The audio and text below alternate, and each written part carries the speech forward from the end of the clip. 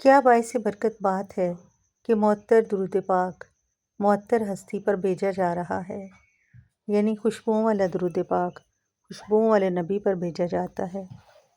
حضرت انس رضی اللہ تعالیٰ عنہ فرماتے ہیں کہ ایک مرتبہ نبی کریم صلی اللہ علیہ وآلہ وسلم ہمارے گھر تشریف لائے اور آرام فرمایا۔ جب آپ صلی اللہ علیہ وآلہ وسلم نیند کی حالت میں تھے تو ان کے ماتھے پر پسینہ آیا ہوا تھا۔ میری والدہ حضرت ام سلیم نے آگے بڑھ کر اس کو شیشی میں بھرنا چاہا تاکہ محفوظ کر لیا جائے۔ آپ صلی اللہ علیہ وآلہ وسلم کی آنکھ مبارک کھل گئی تو آپ صلی اللہ علیہ وآلہ وسلم نے فرمایا، ام سلیم یہ کیا کرتی ہو؟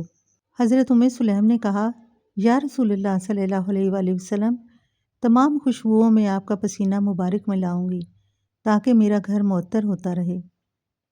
ایک مرتبہ کسی شخص کی بیٹی کی شادی تھی۔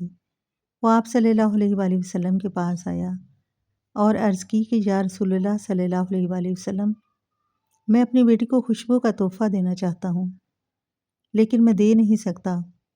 آپ صلی اللہ علیہ وآلہ وسلم نے اپنے بازو مبارک سے پسینہ لیا اور اسے ایک شیشی میں بھر کر اسے دیا۔ اس کی بیٹی جب اس مبارک پسینے سے اپنے گھر کو معطر کرتی تو پورے شہر مدینہ میں اس کی خوشبو پھیل جاتی، یہاں تک کہ اس کا گھر خوشبو والا گھر کے نام سے مشہور ہو گیا۔ خوشبوؤں والے نبی کے لیے خوشبوؤں والا درود پاک پڑھ لیجئے۔